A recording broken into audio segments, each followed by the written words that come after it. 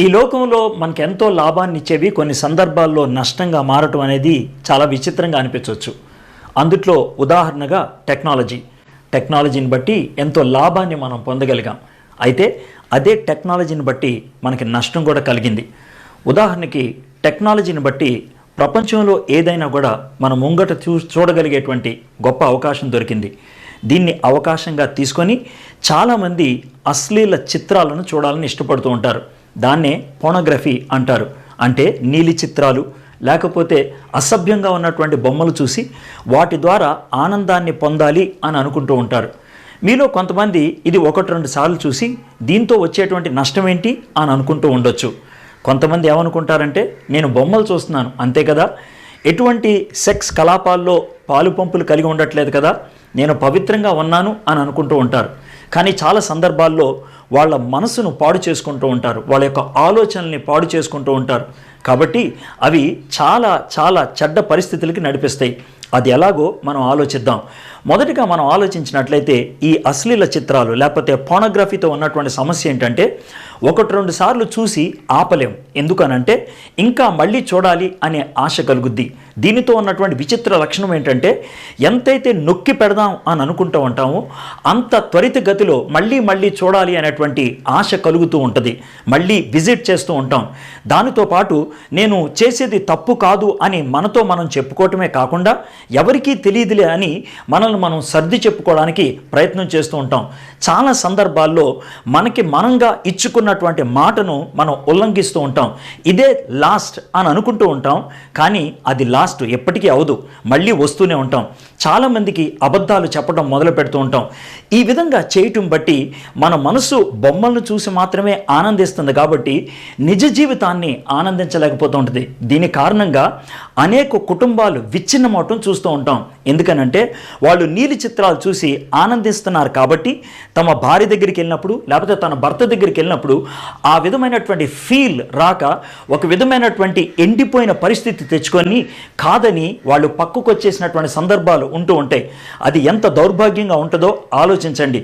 ఎదుటి వ్యక్తి ఎదుట మనం తల ఉంచుకోవటమే కాకుండా మన జీవితం ఎందుకు పనికిరాందిగా అనిపిస్తూ ఉంటుంది. కాబట్టి ఈ పోర్నోగ్రఫీ అనేది మామూలు వ్యక్తి జీవితాలనే కాదు కుటుంబాలను కూడా నాశనం చేసేదిగా ఉంటుంది. అయితే ఒకవేళ మీరు అలాంటి పరిస్థితుల్లో ఉన్నట్లయితే ఇప్పుడు నేనేం చేయాలి, బయటికి రావడానికి సాధ్యమేనా అనే ప్రశ్న మీకు ఉన్నట్లయితే ఈరోజు దానికి మీకు జవాబు చెప్పాలని నేను ఆశపడుతున్నాను. బైబిల్ని బట్టి కనుక మనం ఆలోచించినట్లయితే ఎటువంటి వ్యసనము నుంచైనా ఎటువంటి సమస్య నుంచైనా విడుదల పొందటానికి అవకాశం ఉన్నది. ఇదొక వ్యసనం అనే విషయాన్ని మనం గుర్తించాలి. చాలామంది దీన్ని వ్యసనంగా గుర్తించరు. ఎందుకు వ్యసనం అనాలి, ఎందుకు ఇది సమస్య అని ఆలోచించాలి. మొదటిది, బైబిల్ చెప్తుంది ఒక వ్యక్తి వేరే వ్యక్తి దగ్గరికి వెళ్ళి పాపం చేస్తేనే లేకపోతే సెక్స్లో పాలు పంపులు కలిగి ఉంటేనే వ్యభిచారం కాదు. ఆ విధమైనటువంటి ఆలోచన కలిగి ఉంటేనే అది వ్యభిచారం అన్నది. ఆ వ్యభిచారపు తలంపులతో ఉండటమే వ్యసనం. ఇది మొదటిది. రెండోది, బైబిల్ పక్కకు పెట్టినట్లయితే బయట ప్రపంచంలో ఆలోచించినట్లయితే ఈ విధమైనటువంటి జీవితాన్ని కొనసాగించినట్లయితే నిజ జీవితంలో ఆనందాన్ని పొందలేవు. కాబట్టి వీటి నుంచి విడుదల పొందటానికి ఏమైనా అవకాశం ఉన్నదా? ఉన్నది. దానికి 4 మెట్లు ఉన్నది. మొట్టమొదటిది ఏంటంటే నువ్వు గుర్తించిన తర్వాత యేసయ్య దగ్గరకు వచ్చి, యేసయ్య ఈ వ్యసనానికి నేను బానిసైపోయాను, నన్ను విడిపించు, నన్ను విమోచించు, ఈ తప్పు నేను చేశాను, నన్ను క్షమించు అని యేసయ్య దగ్గరకు వచ్చి అడిగినట్లయితే ఆయన ఖచ్చితంగా సహాయం చేస్తాడు. ఆయన విడుదల అనుగ్రహిస్తాడు, మన పాపాన్ని క్షమిస్తాడు. బైబిల్లో ఒక వచనం ఉన్నది, ఏంటో తెలుసా? మనం గనక మన పాపాన్ని ఒప్పుకుంటే ఆయన నమ్మదగిన వాడు, నీతిమంతుడు కాబట్టి మన పాపాలు క్షమించడమే కాదు సమస్త దుర్నీతి నుండి పవిత్రంగా చేస్తాను అంటున్నాడు. దాని అర్థం ఏంటి తెలుసా? ఇలాంటి ఆలోచనలు మళ్ళీ మనకు రాకుండా దేవుడు సహాయం చేయడానికి సంసిద్ధంగా ఉన్నాడు. ఆ ఆలోచనలు మనలో లేకుండా ఆయన తుడిచివేయడానికి ఇష్టపడుతున్నాడు. ఇది మొదటిది. రెండోది, మనం నేర్చుకోవాల్సినటువంటి విషయం ఏంటంటే మన హృదయంలోకి దుష్ట తలంపులు ఎప్పుడొస్తాయి అంటే మంచి తలంపులతో నిండకుండా ఉండినప్పుడు. మన హృదయం ఖాళీగా ఎప్పుడు ఉండదు. ఒకవేళ మంచి తలంపులతో ఉంటే ఓకే, లేదు అని అంటే చెడు తలంపులు ఆటోమేటిక్గా లోనకు వచ్చి కూర్చుంటాయి. మంచి తలంపులు ఎక్కడి నుంచి వస్తాయి? దేవుని వాక్యంలోంచి వస్తాయి. కాబట్టి దేవుని వాక్యంతో మన హృదయాన్ని గనక నింపు నింపుకోగలిగినట్లయితే దుష్ట ఆలోచనల్ని ఎదిరించడమే కాదు, ప్రతిఘటించడమే కాదు, దుష్ట ఆలోచనలకి మనము తావు ఇవ్వకుండా, ప్లేస్ ఇవ్వకుండా ఉండగలుగుతాం. కాబట్టి ప్రతిరోజు కూడా దేవుని వాక్యముతో జీవితాన్ని ఆరంభించాలి. ఇది రెండోది.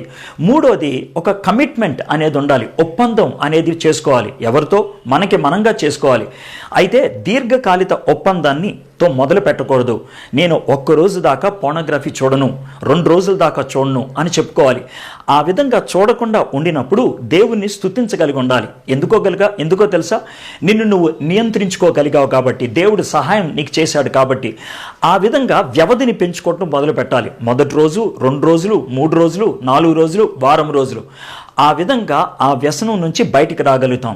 నాలుగోది, అతి ప్రాముఖ్యమైనది ఏంటనంటే, ఈ విషయాన్ని ఎవరికో ఒకరికి చెప్పడానికి ఒక బాధ్యతను ఇవ్వాలి. అకౌంటబిలిటీ అనేది ఉండాలి. ఎవరో ఒకళ్ళు మనల్ని నిలదీసి అడగగలిగి ఉండాలి. ఈ రోజంతా ఉండగలిగావా, ఈ వారం అంతా ఉండగలిగావా అని చెప్పుకోగలిగి ఉండాలి. ఆ విధంగా మనం అకౌంటబిలిటీ ఎవరికైనా ఇవ్వగలిగినప్పుడు అది చాలా అద్భుతంగా ఉంటుంది.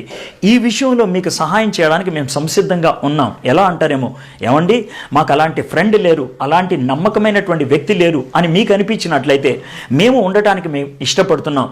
మీరు మాతో సంప్రదించడానికి ఇష్టపడుతున్నట్లయితే ఈమెయిల్ ద్వారా కానీ, ఫోన్ ద్వారా కానీ, వాట్సాప్ ద్వారా కానీ మీరు ఉండడానికి ఇష్టపడుతున్నట్లయితే మేము మీకు ఫ్రెండ్గా ఉండడానికి ఇష్టపడుతున్నాం.